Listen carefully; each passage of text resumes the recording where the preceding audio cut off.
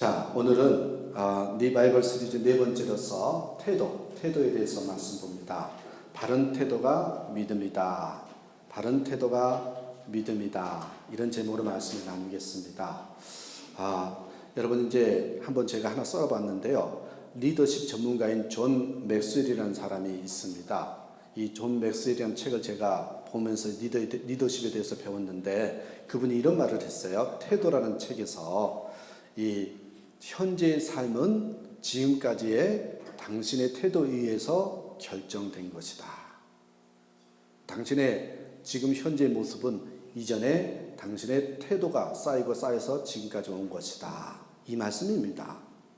오늘부터 내가 또한 어떤 태도를 갖느냐에 따라서 또한 나의 미래가 결정이 된다는 것입니다.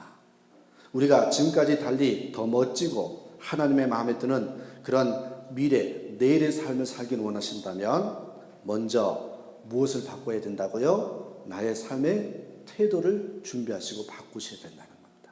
그만큼 태도가 중요하다는 것입니다. 또 심리학자인 칼 매닝거라는 사람이 또 이런 말을 했습니다. 뭐라 그러냐면 태도라는 것은 사실보다 더 중요하다. 태도라는 것은 어떤 사고 또 어떤 현상보다 더 중요하다는 말씀입니다. 여러분 이 말은 이 가장 중요한 문제는요. 무슨 일이 일어났느냐, 그 일을 우리가 어떻게 할 수 있느냐, 무슨 능력을 가지고 있느냐, 그것보다 그 사실을 어떤 태도로 다루느냐 하는 것입니다. 어떻게 반응을 보이고 어떻게 해석하느냐가 더 중요하다는 거예요.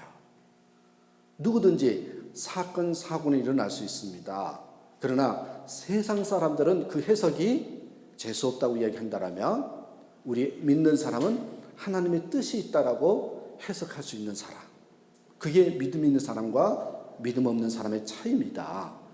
여러분 위기 상황을 직면했을 때 매사를 부정적인 쪽으로만 몰아간다면 그 위기를 극복할 수 있는 길은 없다는 것입니다. 오히려 그 위기를 우리를 불행 속으로 몰아넣고 말한다는 것입니다. 그러나 여러분 아십니까? 아무리 문제가 일어나고 위기를 닥치더라도요. 그 속에서 하나님이 어떤 일을 하시는가를 바라보고 믿고 나아갈 때 놀라운 기적이 일어나는 겁니다. 보십시오, 여러분. 믿음이란 그래서 무엇인가 라고 말을 하면 저는 오늘은 여러 가지 대답을 할 수 있지만은 오늘은 믿음은 태도다. 이런 면에서 말씀을 나누고자 합니다. 다시 말하면 바른 태도로 살아가는 것이 믿음이다. 이런 말씀입니다. 오늘은 특별히요. 이 사도 바울의 믿음의 태도, 바울의 태도를 보면 오늘 본문의 말씀이 가장 잘 나타나 있습니다. 그래서 오늘 본문을 통해서 특별히 바울의 태도를 통해서 바울의 믿음을 한번 보고자 합니다. 그래서 오늘은 세 가지로 요약을 했습니다. 이 세 단어만 기억하시면 됩니다. 우리도 나도 예수님처럼 바울처럼 본받고 싶다고 찬양을 합니다만은 무엇을 본받아야 되는지 오늘 세 단어를 통해서 이런 게 설명을 합니다. 첫 번째 보십시오. 뭡니까? 첫 번째는요. 긍정입니다. 근데 여러분 우리가 긍정이란 단어를 좀 보면서 제가 영어도 여기 빨간색으로 써놨잖아요. 영어를 좀 쓰겠습니다. 이해하고 들으십시오. 긍정이란 단어를 영어로 말을 하면요. 개인입니다. 개인 oriented person.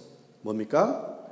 이 유익, 어둠에다가 어둠을 지향하는 사람, 유익 지향적인 사람. 이것을요. 바로 긍정의 사람이라고 얘기를 합니다. 그래서요.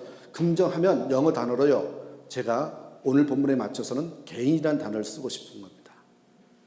여러분 보십시오. 한자로는 긍정 이렇게 하지만 영어로 이해하자면 더 쉬운데 영어로는 개인입니다. 뭘까요? 얻을 것이 있다. 여러분 착각하지 마십시오. 긍정이란 무엇이냐? 보통 우리가 이렇게 생각해요. 하면 된다. 할 수 있다. 자꾸 그거 되새기면 세뇌시키면 이룰 수 있다고. 여러분 그게 긍정이 아닙니다. 성경에서는 그게 긍정이 아닙니다. 그건 체면술인 것이지 성경에서 말하는 긍정이 뭔지 아십니까? 분명히 아셔야 됩니다. 여러분 성경에서 말하는 그 긍정의 뜻은요. 이 개념을 분명히 붙들으셔야 되는데 이거예요. 한번 보세요. 뭐라고 썼냐면 긍정이라 모든 것에는 얻을 것이 있다. 이게 긍정입니다. 모든 것에는 얻을 것이 있다는 겁니다. 그래서 영어로 gain 이렇게 썼습니다. 여러분, 모든 것에는 얻을 것이 있다고 생각하는 그런 뭐예요? 유익 지향적인 사람, 그 사람을 긍정의 사람이라고 합니다. 바울에게는 이 태도가 분명했습니다. 바울에는 이 태도가 첫째였습니다.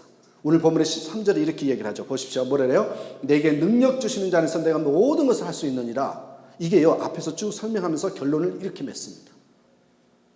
이 말이 나오는 배경을 제가 좀 설명을 드리겠습니다. 왜 이 말이 나오게 됐는가? 바울은 인생의 모든 면에서요, 좋은 일이든 안 좋은 일이든 모든 면에서요, 얻는 것을 생각했습니다. 내가 이것을 통해서 무엇을 얻을 것인가, 그것을 늘 생각했던 사람이 바울이었습니다.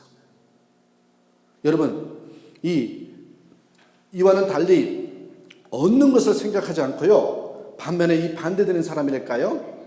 모든 것을요, 피해로 생각하는 사람이 있습니다. 피해로 생각하는 사람. 태어난 것도 나는 재수가 없고 피해라고 생각하는 사람. 죽는 것도 피해라고 생각하는 사람이 있습니다. 가난도 실패도 하물며 생긴 것도 병든 것도 다 피해라고 생각을 합니다. 모든 것을 한마디로 말하면 피해의식에 사로잡혀서 사는 사람들이 있습니다. 나는 이 땅에서 태어나 살면서 피해만 당했다고 생각을 합니다. 얻는 것이 없다고 생각하죠. 그러니 당연히 그런 사람에게서 나온 결과는 뭐예요? 원망이고 불평일 수밖에 없지요. 여러분, 저는 보지를 못했습니다만은 지난 동계올림픽이 어디서 일어났었죠? 소치라는 곳이죠. 네. 소치 동계올림픽에서 김연아 선수가 금메달을 따지 못하고 은메달을 땄잖아요. 은메달을 땄는데 그에 대한 반응이 인터넷에 보니까 아주 달구었더라고요. 서명운동도 하고 막 그러더만요. 그때 반응이 굉장히 뜨거웠습니다. 무슨 말이냐면 잘했는데 금메달감인데 은메달을 땄다고 하는 겁니다. 많은 사람들이 공정하지 않는 심판의 판정이라고 말하면서 쓰는 거기에 댓글이랄까요? 기사에 쓰는 용어들을 봤더니 뭐라고 썼는지 아십니까? 부덕의 소치 이렇게 우리가 부르잖아요. 그러더니 그걸 조금 빗대가지고 부정의 소치 이렇게 쓰기도 하고요. 또 뭐라고 하는지 아십니까? 두고 보자. 다음에는 평창이다. 이렇게 써 있더라고요. 여러 가지요. 그 숱하게 썼어요. 막 불평의 소리를 썼더만요. 저는 이것을 좀 다른 각도로 생각했으면 합니다. 지난 일이지만 다시 한번 한 예를 들어서 설명을 드립니다. 적어도 그리스도인이라면 다른 반응을 보여야 한다는 겁니다. 더군다나 리더라면 이런 모습을 보이면 안 된다고 생각합니다. 그래도 그 선수가 금메달감은 아니지만 은메달감은 되지 않았을까요? 그래도 어느 정도 잘하니까 그래도 어느 정도는 잘하지 않았을까 생각을 합니다. 그러니까 예를 들면 홈의 어드밴티지가 엄청나게 작용하는 것이구나. 여러분은 이렇게 생각하고 우리는 이렇게 말해야 됩니다. 평창에서는 우리는 소치와는 달리 누가 보더라도 공정한 올림픽을 할 것이라고 말해 주어야 한다는 거죠. 그게 좋은 반응이라는 거죠. 저는 지난번 그 동계올림픽을 보면서 얻은 교훈이 있었습니다. 여러분, 저렇게 수조를 썼다 그러더라고요. 저렇게 동계올림픽을 준비하면서 수조의 돈을 들여서 올림픽을 하고도 저렇게 욕을 먹을 수 있구나. 돈을 쓰고도 욕을 먹을 수 있구나. 그런 교훈을 얻었습니다. 여러분, 우리는 그러지 말아야 한다는 생각을 했습니다. 특별히 우리 크리스찬은 하나님 앞에서 이런 태도를 가져야 됩니다. 피해의식을 가지지 말아야 됩니다. 비난보다 우리는 어떤 상황에서요, 얻는 교훈에다가 초점을 두고 바라보는 시각을 가진 것에 노력을 해야 된다는 거죠. 여러분, 지난주에 제가 목회자 칼럼에도 썼어요. 크리스찬에게도 사고는 난다고, 그죠? 크리스찬도 사고를 당합니다. 여러분, 이번에 세월호 참사에서도 크리스찬들이 많이 있었습니다. 그런 내용의 목회자 칼럼에 글을 썼는데 제가요, 안 좋은 이야기지만 그래도 하나님의 뜻이 있다고 생각하면서 여러분과 전합니다. 지난주 주일날 저녁 9시경에요. 우리 김은곤 권사님 부부, 우리 공영희 권사님 댁에 이게 녹음이 돼가지고 퍼질 텐데 그래도 뭐 할 수 없어요. 그죠? 일어난 사건이니까 7명의 총기 강도들이 들어왔습니다. 이웃 아파트 공사장을 통해서 들어왔어요. 그래서 수위를 진압하고 카메라를 다 돌려놓고 이제 주차장에 들어온 사람들을 한 사람 한 사람을 잡아서 집에 올라가서 이제 털려고 인질을 삼아 집으로 들어가려고 했다는 겁니다. 근데 저녁 식사를 하고 들어오는데 그 첫 타켓이 누구였냐면 세상 말로는 재수없다고 하는데 그 첫 타켓이 김은곤 권사님하고 공영희 권사님이셨습니다. 이 김은곤 권사님이 이 공영희 권사님을 먼저 내려주고 주차를 시키는데 저쪽에 엘리베이터에서 이 공영희 권사님의 비명소리가 들립니다. 그리고는 조금 후에 총기를 들고 복면한 사람이 이게 가리는 두 사람이 우리 김은곤 권사님 차 있는 대로 다가오더랍니다. 총이 있었으면 아마 저분은 썼을 거예요. 그런데 저놈들은 총을 가지고 있고 이판사판이다. 나는 차를 가지고 있고 한번 싸워보자. 그래서 어떤 게 한지 아십니까? 이왕 벌어진 일을 저지르자. 그 생각이 순간적으로 떠올랐는지 차를요, 두 사람이 다가오는 대로 향했어요. 아주 급발진을 했습니다. 소리를 낑 가면서 아마 돌진해서 부딪혔는데 다행히 지하 창고, 그 벽을 만들어 놓은 지하 창고의 벽과 부딪힌 겁니다. 그런데 얼마나 세게 달렸는지 양쪽 에어백이 터지면서 차에는 연기가 나고 그 에어백이 터지면 윙윙 하면서 비상벨 소리가 울리는데 주차장에서 울리니까 얼마나 크게 들리겠습니까? 차에는 연기가 나죠. 비상벨은 울리죠. 그래서 김은곤 권사님은 얼마나 세게 달렸는지 잠시 정신을 잃었다고 합니다. 근데 그 비상벨이 얼마나 크게 울렸는지 저동들은 놀라서요 모두 도망을 간 겁니다. 그 후에 우리 공영희 권사님이 공영희 권사님이 달려가 보니까 이 권사님이 김은곤 권사님 피를 흘리고 있었지만 나중에 보니까 정신을 차리더라는 것이죠. 여기에 다행히 타박상이 있어서 이렇게 이제 피가 눈에까지 흘러내리고 얼굴까지 흘러내리는 그걸 보면서 아이고 죽었구나 이런 생각을 했더랍니다. 근데요 잠깐 있다가 일어나더라는 것입니다. 여러분 잠깐 동안에 일어난 사건이지만 담대함과 지혜로 아파트에 일어난 일들을 미리 방어를 한 것입니다. 물론 아파트 주민들이 감사하다고 엊그저께인가 회의했더니 우리 아파트 영웅이라고 하면서 감사 인사를 하더랍니다. 여러분 한번 상상해 보십시오. 그렇게 해서 그 이후에도 잠깐 동안인데 차가 5대인가 들어오고 있었다는 거죠. 그러니까 도둑들이 다 체킹해서 한 사람 한 사람 사람들이 가장 많이 들어올 때 이용을 했던 것이죠. 여러분 제가 드리고 싶은 말씀이 이 사고가 터졌다. 크리스찬에게도 사고를 당할 수 있다. 이 이야기를 드리고 싶은 것이 아니라 저는 이제 바로 그 소리를 듣고 그 다음날 신방을 갔더랬었는데 이 드리고 싶은 말씀은 그 이유에 대한 우리 두 분 권사님의 반응입니다. 반응. 뭐라 그랬냐면 그래도 이만한 것이 감사하다고. 그래도 우리 아파트가 다 당하지 않고 우리가 당해서 감사하다고. 그리고 하나님이 주시는 지혜로 이겼다라는 것입니다. 그리고 하는 말씀이 뭔지 아십니까? 이 사건에 무슨 뜻이 있겠지요. 무슨 뜻이 있겠지요. 여러분 그런 반응을 보이면서 보십시오.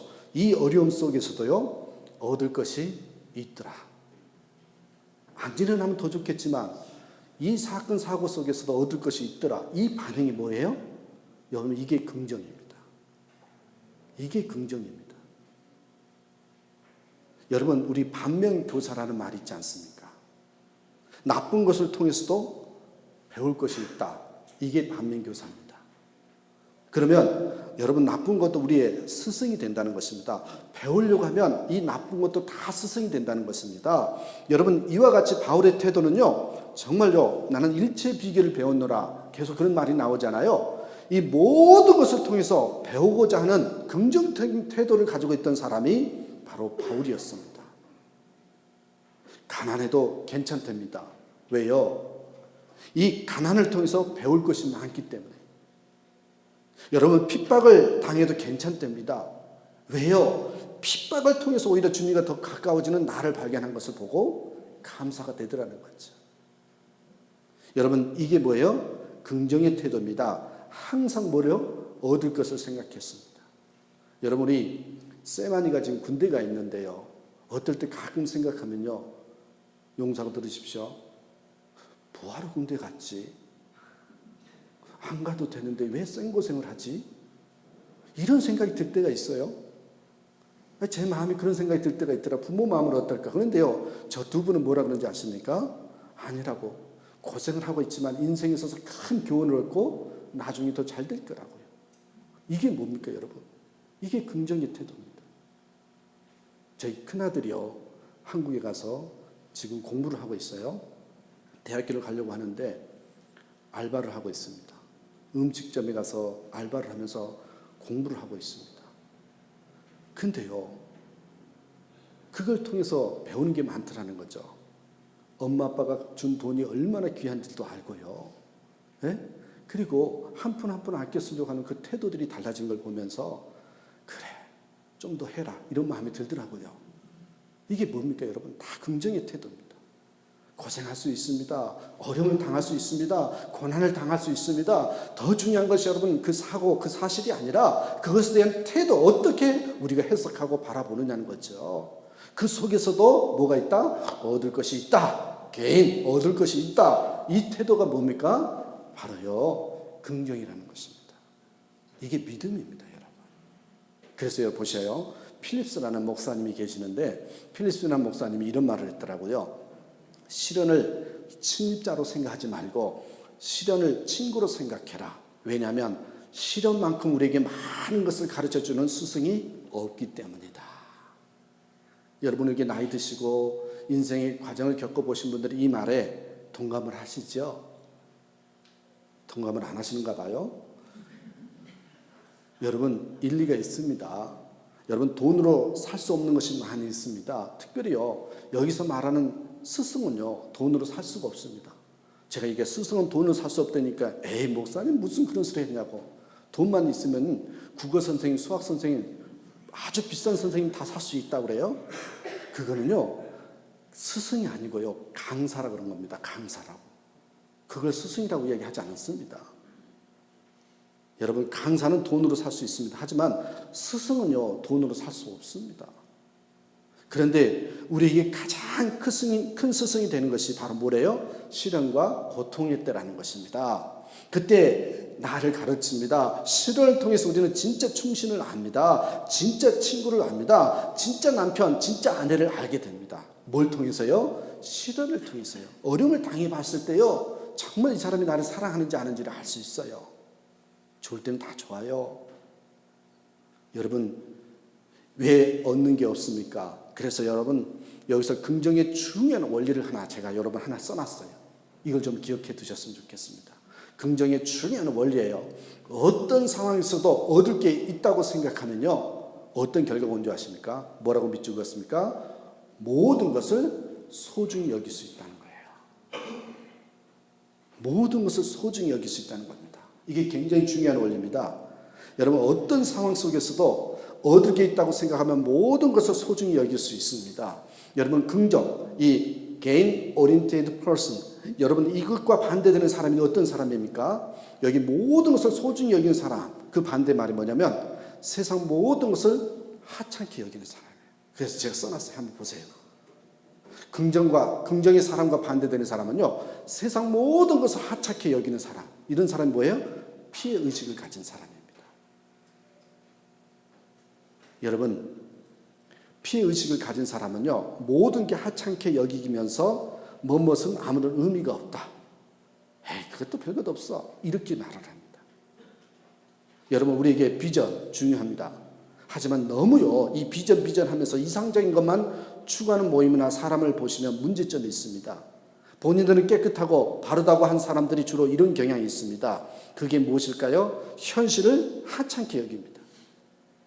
세상을 하찮게 여기는 경향이 있습니다. 성경에서는요, 이러한 사람 뭐라고 하는지 아십니까? 바리새인이라고 그랬습니다. 여러분, 너무 이상적인 교회를 추구하는 사람은 현실을 하찮게 여깁니다. 너무 꿈만 커요. 이상만 크고 비전만 커요. 그러다 보니까 현실을 우습게 봅니다. 물론 비전이 있어야 됩니다. 그러나 현실을 소중히 여기고 현실을 우습게 여기면 안 됩니다. 소중히 여겨야 됩니다. 여러분, 우리 그래서 함부로 이야기를 합니다. 현실을 하찮게 여기는 사람들이 함부로 어떤 얘기를 하는지 아십니까? 한국 교회 썩었다고. 그렇게 외칩니다. 아닙니다. 여러분, 그래도 전 세계 교회를 보십시오. 아직요, 한국 교회는 좋은 것이 너무 많습니다. 이렇게 예배가 살아있고요, 십자가의 복음을 전 세계에 전하고요, 성교의 마음을 품은 나라 그렇게 많지 않습니다. 아직도 여러분 아십니까? 곳곳에서 신실하게 기도하는 성도가 얼마나 많은지 아십니까? 이거 하찮게 여기시면 안 됩니다.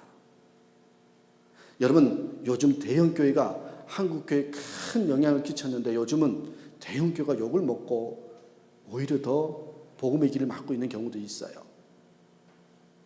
그렇지만 여러분, 작은 교회에서 섬기는 신실한 성도와 목회자들이 더 많다는 겁니다.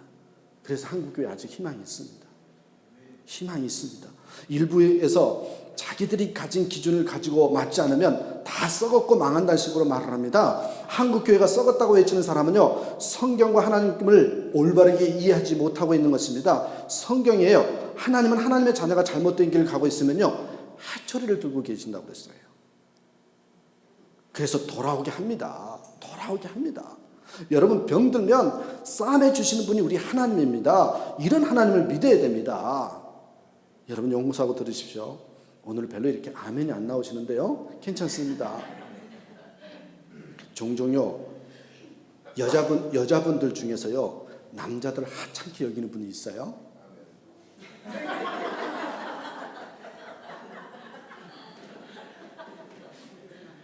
그런 사람들이 종종 쓰는 말이 뭔지 아십니까? 여기는 남자들이 없대. 여기는 제대로 된 남자들이 없대요. 옆에 있는데, 남자가 있는데. 조심하셔야 됩니다. 저는요, 여기서부터 한국의 가정들이 무너졌다고 생각합니다. 용서하고 들으십시오. 이건 제 주장입니다. 제 생각입니다. 여러분, 남자들을 하찮게 여김으로써, 제가 남자라서 얘기한 게 아닙니다. 하찮게 여김으로써 한국의 가정들이 무너지기 시작했다고 생각합니다. 여러분 아십니까? 부족해도요, 귀하게 여기면 복이 됩니다. 하찮게 여기면요, 원망하고 불평하게 되어 있습니다. 이게 원리예요. 인생의 원리예요. 여러분, 그게 자녀들에게 어떻게 비추겠습니까? 물론요, 우리 할아버지 세대예요. 우리 아버지 세대 때, 여러분, 우리 아버지만도 그랬거든요. 여자를 하찮게 여겼습니다. 그래서요, 이름도 안 지어줬습니다. 여러분, 그러다 보니 그 열매를 지금 따먹고 있다고 저는 생각합니다. 귀하게 여기면 주변이 달라집니다. 여러분, 분명히 아십시오. 하찮게 여기면요, 찌질이를 만나지만 귀하게 여기면요, 좋은 사람을 만납니다. 우리 도인 형제, 결혼하고 싶은 여자를 귀하게 여기셔야 됩니다. 여기 결혼 앞두고 있는 자매들, 남자 우습게 보시면 안 됩니다. 하찮게 여기면 절대로 없습니다. 귀하게 여기시면 정말 복이 된다는 겁니다. 여러분 보십시오. 제가 이렇게 하나 써놨어요. 오늘은 좀 쓴 게 많아요. 누리지 못하는 사람의 특징이 뭔지 아십니까? 잘 알아두셔야 됩니다. 누리지 못하는 사람의 특징이요, 모든 것을 하찮게 여기는 사람입니다. 모든 것을 하찮게 여기는 사람. 엊그저께 젓갈 목사님이 왔다 가셨거든요. 우리 교회는 젓갈 목사님이라고 그러시는데, 세아라에 교회를 개척하신 우리 박승복 목사님이라고 저보다 한 2년 선배 목사님이십니다. 근데요, 저희 집사람이 놀란 거예요. 같이 영주권 하면서 페더라고 영방에 들어가서 이야기 좀 나눴나 봐요. 근데요, 교인은 저기 강화도 교동에서 목회하셨답니다. 교인은요, 4-5명밖에 없었대요. 교회에서 사례비를 받아본 적이 없대요. 그러니 목사님의 농촌 목회 총무 역할을 하면서요, 다른 데서 스폰을 받으면서 살았어요. 그리고 그 용돈은 다 목사님이 쓰셨대요. 근데 사모님은 뭐 하는지 아십니까? 애들 공부를 가르쳐야 되니까 방과 후 학교를 하셨대요. 그렇게 생활을 하시다가 저기 세아라에 오신 겁니다. 그러니 목사님은 가정 이주가 절대 될 수 없었던 거예요. 주일 예배 끝나고 예배 때만 슬쩍 들렸다가 또 농촌 목회 총무일 본다면서 돌아다니셨던 것 같아요. 그래서요, 저 집사람도 이야기했지만 저도 공항 가면서요, 이상하대요. 공항 가는데 2시간이 걸렸어요. 차가 많이 막혔어요. 금요일날 저녁에. 왜 이렇게 차가 막힐까 생각하니까 가정 이야기를 간증으로 주고받았어요. 목사님, 제가 후배지만 감히 말씀을 드립니다. 왜 하나님께서 요 브라질까지 목사님 가정을 보내셨을까? 제가 아무리 곰곰이 생각해 보니까 가정을 위해서 보내신 것 같습니다. 이제 생활 패턴을 바꾸셔야 됩니다. 물론 여기 오면 그럴 수밖에 없습니다. 아내를, 자녀를, 가정을 소중히 여기셔야 된다고 그렇게 얘기했습니다. 감히요. 저도 그렇게 썩 못하면서도 말씀을 드렸습니다. 여러분, 이게 그 목사님에게만 해당되는 것이 아닐 겁니다. 그렇습니다. 여러분, 누리지 못하는 사람의 특징이요, 모든 것을요 하찮게 여기면요 주변부터 다 무너지기 시작합니다. 어떤 여건에서도 얻을 게 있다고 합니다. 사람에게 얻을 게 있습니다. 환경에서도 얻을 게 있습니다. 사도 바울은요 11절 12절 본문에서 모든 것을 일체의 비결을 배웠다고 했습니다. 무슨 말이에요? 얻을 게 있다고 말하는 겁니다. 하나님은 합력하여 선을 이루시는 분이라고, 선을 이루시는 분이라고 사도 바울은 고백했습니다. 이게 우리의 태도가 되어야 됩니다. 그러게 여러분, 우리 그리스도인은 그 어떤 상황에서도 얻을 것이 있다, 그 고백을 하는 개인 오리엔티드 퍼슨이 되어야 된다는 것입니다. 그런 저와 여러분 되시길 간절히 축원합니다. 자, 두 번째입니다. 두 번째 단어가 뭡니까? 기쁨입니다. 기쁨. 영어로는요 joy입니다. joy oriented person. 기쁨 지향적인 사람. 여기에 모토는 뭔지 아십니까? 제가 써놨어요. 한번 보시겠어요? 여기 모토는요, 바닥까지 내려간 나를 살려주셨기에 나는 기쁘다. 바닥 체험을 해보셨습니까, 여러분? 바닥까지 내려간 나를 살려주셨기에 나는 기쁘다. 이렇게 고백한 게요 바울이었습니다. 여러분, 그러기에 그 믿음을 가지고 있었기에 절대 기쁨과 감사를 찾을 수 있다는 것입니다. 10절 말씀 보십시오. 10절에 내가 주 안에서 크게 기뻐함은 너희가 나를 생각하던 것이 이제 다시 싹이 나미니 너희가 또한 이를 위하여 생각하였으나 기회가 없었느니라. 여러분, 바울의 예를 듭니다. 바울을 모든 상황에서 기쁨과 감사를 뽑아낼 수 있는 능력을 가지고 있었던 사람이에요. 대표적인 내용으로 사도행전 16장을 보시면 여러분, 바울과 실라가 빌립보에 가서 복음을 전하다가 감옥에 갇힙니다. 그리고요 정말 어려운 사람을 도와주고 병을 고쳐주었는데 감옥에 갇힙니다. 왜요? 병 고쳐줬다고. 왜 우리 밥줄을 끊긴다고, 돈벌이를 막았냐고 감옥에 집어넣은 것입니다. 참 억울한 일이죠. 억울한 일입니다. 바울이 억울하게 감옥에 들어가게 되었지만 여러분, 선한 일을 해서 감옥에 들어간 것입니다. 이런 억울한 상황에서 바울은 불평한 것이 아니라 감사를 합니다. 보세요. 내가 여기 사도행전 16장 25절에서 보세요. 한밤중에 바울과 실라가 기도하고 하나님을 찬송하며 제수들이 듣더라. 여러분, 감옥인데요, 억울해서 갇힌 감옥인데 왜 어떻게 찬송을 할 수 있어요? 그런데 찬송했다는 거예요. 여러분, 바울은 무엇을 감사하고 찬송하였을까요? 여러분, 이런 내용입니다. 과거에는 내가 핍박자였지만 지금은 내가 주님을 증거하다가 당하는 고난을 당한 것을 생각하면서 감사한 겁니다. 내가 주님을 위해서 감옥에 툭 하면서 하나님에게 쓰임받을 수 있게 해준 것에 대한 감사였습니다. 이전에는 주님의 회방자요 핍박자였는데 지금은 주님께 이렇게 쓰임받아서 핍박받는다고 생각하니 감사가 저절로 나온 것입니다. 내가 잘못해서 당한 핍박이 아니라 주의 복음에 쓰임받음으로 당하는 핍박이니 얼마나 감사한가, 이것입니다. 똑같은 고난이지만 의미가 달라진 것입니다. 색깔이 달라진 것입니다. 내가 주를 위해서 언제 감옥에 갇힌 적이 있었는가? 없었는데 이렇게 쓰임받으니 감사하다는 것입니다. 그러니 기쁨이 떠나지 않는 삶이 된 것입니다. 그것을 생각하니까 저절로 찬송이 나온 거예요. 여러분, 절대 기쁨을 누리는 사람은요 대부분 바닥 체험을 한 사람입니다. 바닥 체험을 한 사람입니다. 죽음의 직전까지 가본 사람입니다. 자, 여러분 제가 하나 또 써놨어요. 잘 보십시오. 많이 썼죠? 열심히 준비했습니다. 바닥 체험이라는 게 뭔지 아십니까? 바닥 체험을 해본 사람만이 절대 기쁨을 누린다 그랬는데, 바닥 체험이 뭐냐면요, 이런 생각이 드시면요 바닥 체험을 하신 겁니다. 이런 말을 한 번이라도 써보셨으면요 바닥 체험을 하신 겁니다. 하나님이 나를 다시 사용해 주신다면, 하나님이 나를 다시 사용해 주신다면, 이런 경험을 해보신 분은요 바닥 체험을 해보신 분입니다. 손을 들려고 하진 않겠습니다. 여러분, 이런 경험이 있는 사람은요 지금 누리고 있는 모든 것이 감사의 제목이 되는 것입니다. 또한 이 사람들은요 어떤 사람인지 아십니까? 이 바닥 체험을 한 사람의 특징이 뭔지 아세요? 다른 사람의 눈치를 별로 보지 않습니다.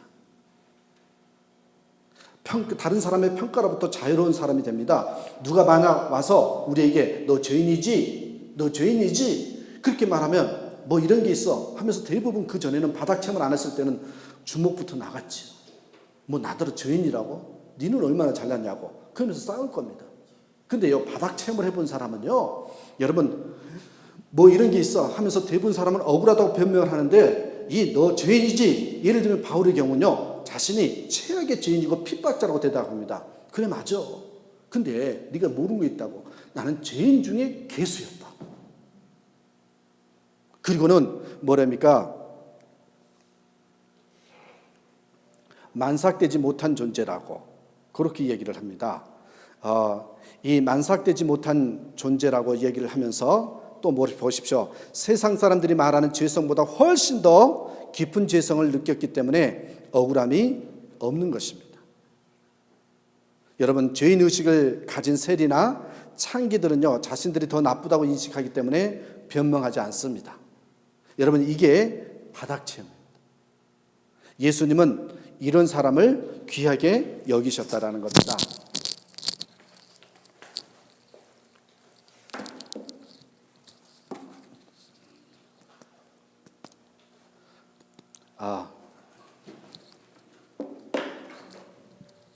됐어요? 아니 4번, 3번, 4번 올려야지요. 올리지도 않고. 예. 자, 계속해서 보겠습니다. 왜 그러냐면 여러분, 입술이 아닌 삶으로 바닥 체험을 한 사람은요 나 같은 사람을 사용해 주신 것에 대해서 너무 감사하는 것이 느껴지는 것입니다. 죄인들은 죽어야 하는데 하나님이 사용하신다니까 얼마나 큰 은혜로 다가오겠습니까? 그렇습니다. 이러한 나의 죄성과 죽음을 인정하고 하나님의 구원에 임하는 것이 이게 은혜이고요 복음입니다.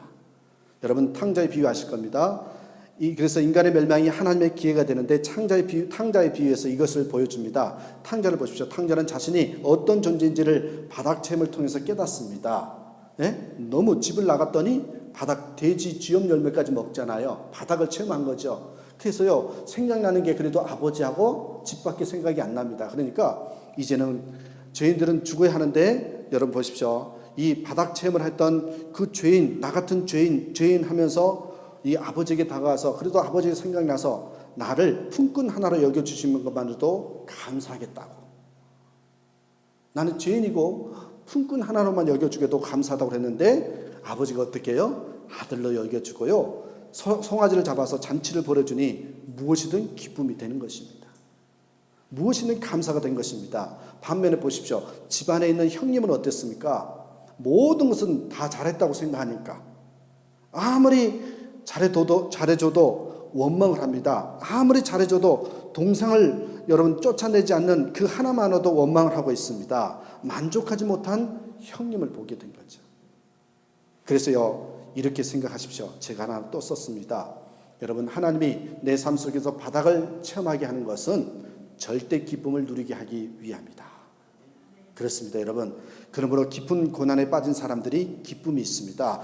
죽음의 직전까지 간 사람들에게 진짜 기쁨이 있는 것입니다. 바닥에서 예수님의 능력을 체험한 사람이 기쁨을 체험할 수 있는 것입니다. 여러분, 진정한 기쁨은요 좋은 일을 많이 경험한 사람을 가지는 것이 아닙니다. 진정한 기쁨을 가진 사람은요 내가 의미 있고 보람 있는 일을 하는 것도 그 속에서도 기쁨을 찾지만요, 정말 진짜 절대 기쁨은요 이 바닥 체험을 했던 사람들이 하나님의 구원하심을 경험하면서 최고의 기쁨을 가질 수 있는 겁니다. 성경 예를 들어봅니다. 여러분, 한나의 기쁨, 이게 최고의 기쁨이었어요. 옛날에 아기를 낳지 못해 바닥까지 내려간 후에 여러분 보십시오. 하나님이 높으셔서 최고의 기쁨을 누리게 했습니다. 이게 사무엘상 2장에 나온 한나의 기도입니다. 또 한 사람이 있습니다. 모함 여인 룻. 여러분이 아십니까? 이방 여인이었습니다. 성경에는 이 여인이 뭘로 먹고 살았어요? 이삭죽기로 먹고 살았습니다. 여러분, 좋은 말에서 이삭죽기죠. 오늘날로 말하면 뭔지 아십니까? 홈리스입니다. 노숙자입니다. 노숙자. 여러분, 그런 여인을 하나님이 높여주셨습니다. 그러니 그 삶은요, 존재가 기쁨이 되고 감사가 된 겁니다. 살아있는 자체가요, 기쁨이 있는 것입니다. 그렇습니다. 여러분, 절대 기쁨을 누리시길 바랍니다. 이 기쁨은요, 이 두 번째 이야기하는 이 기쁨은요, 첫 번째, 아까 말했던 첫 번째와 연결이 되어 있는 것입니다. 모든 것에는 얻을 것이 있다고 생각하니까 모든 것에 기쁨과 감사가 일어나는 것을 보게 됩니다. 그래서 여기서 우리는 배우는 것이 하나 있습니다. 여러분, 기쁨을 누리기 위해서는요, 이 바닥 체험을 더는 다른 말로요, 텅 빈 의식이 있어야 됩니다. 빈 의식이 있어야 돼요. 한번 써놨어요. 보시겠어요? 기쁨을 누리기 위해서는 텅 빈 의식이 있어야 한다라는 것입니다. 여러분, 빈배에 예수님이 오셔서 이 예수님이 던지라는 곳에 그물을 던지니까 베드로는 그물이 찢어질 정도로 물고기를 잡았습니다. 그죠? 우리 인생도 마찬가지입니다. 하나님 우리에게 먼저 빈배를 체험하게 하십니다. 그게 뭐예요? 바닥 체험입니다. 나는 가진 게 없습니다. 주여 옷이 없어서. 이 바닥 체험을 해서 이렇게 얘기를 하면 그 다음에 예수님이 오셔서 가득 찬 배를 체험하게 합니다. 이게 기쁨입니다. 진정한 기쁨은 텅 빈 의식이 있어야 한다는 것입니다. 사도 바울의 이 놀라운 능력은 바로 여기서 나온 것입니다. 여러분, 우리 삶에 기쁨이 없다는 것은요, 다른 말로는요, 교만하다 이렇게 말해도 됩니다. 삶이 힘든 사람은요, 수용성이 있습니다. 영접이 가능합니다. 바닥을 경험하지 않는 사람은요, 뭐라 그런지 아십니까? 내가 왜 이런 사람들과 밥을 먹어야 되냐, 내가 왜 이런 사람과 함께 있어야 되냐고, 이런 생각을 가지게 됩니다. 이런 사람을 여러분, 이런 생각을 가지고 있으면 당연히 원망하고 불평할 수밖에 없습니다. 기쁨이 있을 수 없습니다. 이렇게 사시면 안 됩니다. 하나님 속에서는요, 기쁨이 넘쳐나는 삶은 하나님이 나의 인생의 주인이라는 의식을 가지고 있는 사람에게만 가능한 겁니다. 하나님이 나를 바닥에서 건져주실 분이라고 믿고 사는 것입니다. 그러기에 잃어버린 것에 빠져 살지 마시고 주신 것에 감사하면서 기뻐하는 저와 여러분 되시길 간절히 축원합니다. 혹여나 바닥 체험을 하셨습니까? 이제 우리 결대 기쁨을 누릴 때입니다. 자, 하나 마지막 더 보겠어요. 세 번째는 어떨까요? 종말입니다. 종말입니다. 영어로는 end, 끝이라는 단어죠. 영어로 말하면 end oriented person입니다. 종말 지향적인 사람. 이게 모토가 뭔지 아십니까? 여러분, 이렇게 써놨어요. 보십시오. 하나님께서 마지막엔 선으로 끝나게 하신다. 지금 힘들고 어렵지만, 어려운 고난 과정 중에 있지만 하나님께서 마지막엔 선으로 끝나게 하신다는 거예요. 이게 뭐예요? 종말입니다. 이게 end oriented person이라는, 다시 종말 지향적인 사람입니다. 어려움은 가정입니다. 끝이 아닙니다. 하나님은 끝에 선을 주실 것이라는 마지막을 믿는 사람입니다. 어려움은 과정입니다. 어려움 다음에는 하나님이 나에게 허락하신 뭐가 있다? 승리가 있다. 이것을 믿고 사는 거예요. 여러분, 로마서 8장 28절 아시죠? 이렇게 써 있잖아요. 우리가 알거니와 하나님을 사랑하는 자 곧 그 뜻대로 부르심을 입은 자들에게는, 그 다음 뭐래요? 모든 것이 합력하여 선을 이루느니라. 우리는 모든 것이 합쳐져서 마지막에는 선으로 끝난다는 것을 명심해야 됩니다. 이걸 믿어야 됩니다. 사도 바울의 능력은요, 여기에서 나왔습니다. 합력하여 선을 이루시는, 여러분, 하나님을 믿는 사람은 절대 고난과 실패 앞에서요, 멈추지 않습니다. 이 종말의 신앙을 가지고 있는 사람, 종말 지향적인 사람은요, 고난 가운데서요, 여러분, 특별히 또한 실패 가운데서요, 멈추지를 않습니다. 왜? 끝에 가서는 하나님께서 반드시 선하게 하실 것이라는 믿음이 있기 때문이에요. 근데 왜 멈춰요? 이 종말 의식이 없기 때문이었어요. 여러분, 거기에 끝내지 않습니다. 이들은 조금만 더 가면 승리가 있다는 것을 확신하기 때문에, 그래서 멈추지 않는다는 것입니다. 여러분, 인생의 마지막이 있다는 것입니다. 최종 승리는 하나님이 주신다는 것을 믿어야 됩니다. 이게 하나님을 주인으로 삼는 삶의 모습입니다. 여러분, 그렇다면 하나만 더 볼게요. 이 최종 승리를 믿지 못하는 사람의 특징이 있습니다. 다시 말하면 정말 지향적이지 못하는 사람의 특징이 뭐예요? 써놨습니다. 자기 자신의 수고에 연연하는 사람. 이거는 여러분, 제가 죄라는 단어를 이야기할 때 하나님을 믿지 않는 게 죄다, 교만한 게 죄다, 또 하나 뭐예요? 자기 의로 사는 사람이 죄다. 그럴 때 자기 자신의 수고에 연연한 사람은 자기 의에 취해 있는 사람입니다. 여러분, 자기 자신의 능력만 믿는 사람입니다. 아시죠?